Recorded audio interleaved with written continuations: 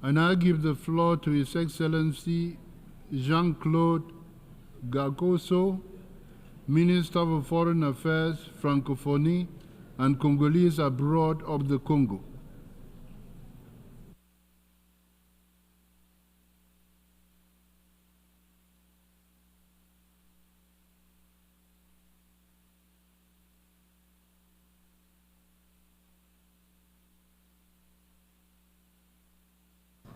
Monsieur le Président, President of the General Assembly, Secretary General of the United Nations,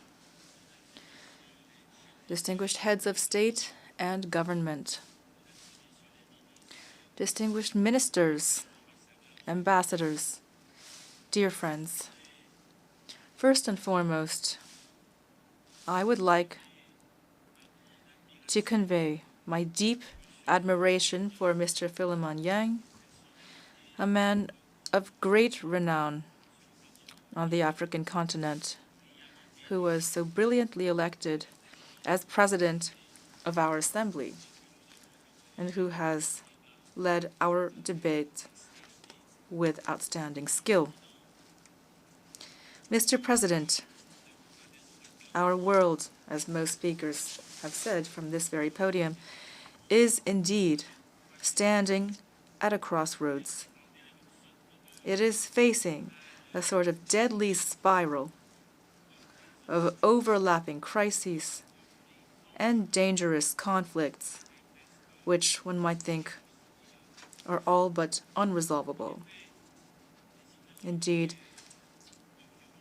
situations involving war and armed violence of all forms in Ukraine, in Palestine, in Lebanon, in Sudan, in the Sahel, in the Horn of Africa, in the east of the DRC. These are situations that I could, unfortunately, continue to list for quite some time. And that is on top of the climate crisis, crippling debt burdens, and of course, the apocalyptic specter of nuclear war. These are all existential challenges, Mr. President, that will require what remains of our human wisdom and will demonstrate what remains to us of our understanding of good and evil. All these situations, all of us in this hall know it, are profoundly revealing at the same time that they are enthralled to human vanity. They faithfully reflect the irrepressible desire of some of us to dominate absolutely and to possess absolutely. This is an insidious vice, surely rooted in the very origin of humanity, which we have yet to eradicate completely. From this podium, speaking for peace, I call for all those with political power throughout the world to hear me. For the sake of peace, I call upon their collective wisdom, this cardinal virtue that was taught by the ancients in all of our societies, in Africa, Asia, Europe, the Americas, and the Pacific. For the sake of peace, I'm calling upon the conscience of all of us to awaken to the fact that we are one single human race, traveling on the same ship, linked as a community of destiny, bound by reciprocal obligations and by shared duties. I call upon universal fraternity, human fraternity, this generous utopia that emerged during the Enlightenment and which in 1948 led to the Universal Declaration of Human Rights, which has become the credo of all humanists. Mr. President, our world is in dire need of rediscovering peace. Otherwise, it is rushing toward its own perdition. Peace is not just an option. It is not an alternative. Peace is an imperative. And this imperative falls upon all of us, everywhere. It is this imperative toward peace, Mr. President, that drives the mediation efforts today of the African Union in Libya, a country where President Denis Sassou Nguesso, on behalf of whom I speak, has been striving tirelessly for years for general peace and for inclusive reconciliation.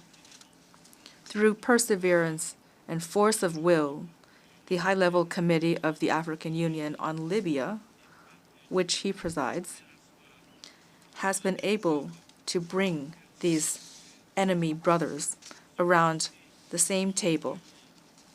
This committee encouraged them to speak to each other, encouraged them to forgive each other, and convinced them to yield to justice, that foundation of the rule of law which Libya has been aspiring to, Libya which is now emerging from its ashes like the invincible phoenix.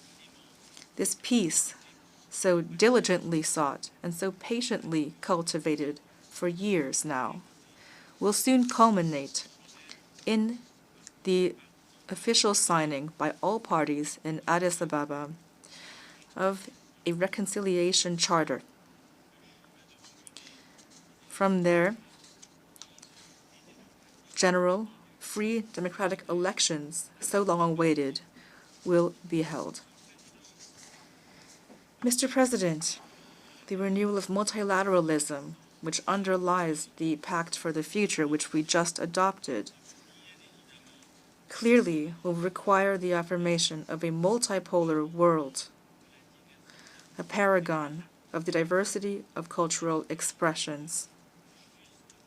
It will require a just, stable, equitable world in which all peoples can coexist on an equal footing without discrimination based on race, tradition, or religion. Whence the urgent need to reform international institutions that emerged after the Second World War, beginning with the UN Security Council, which must reflect our modern cosmopolitan world through a more just representation of the world's peoples. Here, I repeat Africa's legitimate demand for 2 seats among the permanent members of the Security Council with veto rights. My country reaffirms the central and lasting role of the African Common Position as laid out in the Ezulwini Consensus and the Sirte Declaration. Mr. President, the time has come for Africa to take up its rightful place in the community of nations, and thus it is up to us, representatives of the allied nations present here, to choose to make the honorable choice to enter history through the front door and to once and for all eradicate medieval prejudices and obsolete stereotypes on Africa. It is up to us to consolidate and magnify our many convergences, those same convergences that light the true paths in the history of man. Mr. President, there can be no sustainable development on any continent if our country, if our planet is not protected from the destruction of the environment. Climate change has now become an existential threat. And this threat, as we know, is multifaceted. Rising temperatures, melting glaciers, disastrous flooding, rampant desertification, the destruction of biodiversity, epidemic outbreaks, and the exodus of populations caused by all of the aforementioned factors. All of these clearly illustrate the fragility of our beautiful blue planet. The community of nations has no choice. It must take action here and now. It must act without hesitation, with rigor, with responsibility, to save our world from an irreversible cataclysm. One of the pillars of this action, of course, is intelligent reforestation and universal reforestation of the planet. We must all contribute as far as we can. The Republic of Congo and the African Union have come to the 79th General Assembly with a well-developed strategy, which my delegation has already registered as a draft resolution for the upcoming work of our committees. This strategy, for which I here call for the support of our Assembly, aims at a significant, steady, and irreversible increase of global forest cover based on international cooperation, which combines reforestation and forest rehabilitation activities throughout the world. All of this will be based on a cooperative, coordinated, concerted, consensus-based approach between states. Mr. President, before leaving the podium, I would like to speak about a situation that is pricking our conscience. It is a situation that will not allow us morally to stand idly by. I'm speaking of the protracted blockade inflicted on Cuba, this embargo, which will soon have lasted a century, an embargo that is causing unthinkable suffering to the innocent people of this country. Mr. President, this embargo, which many Americans themselves find archaic, this embargo should long ago have been simply abolished.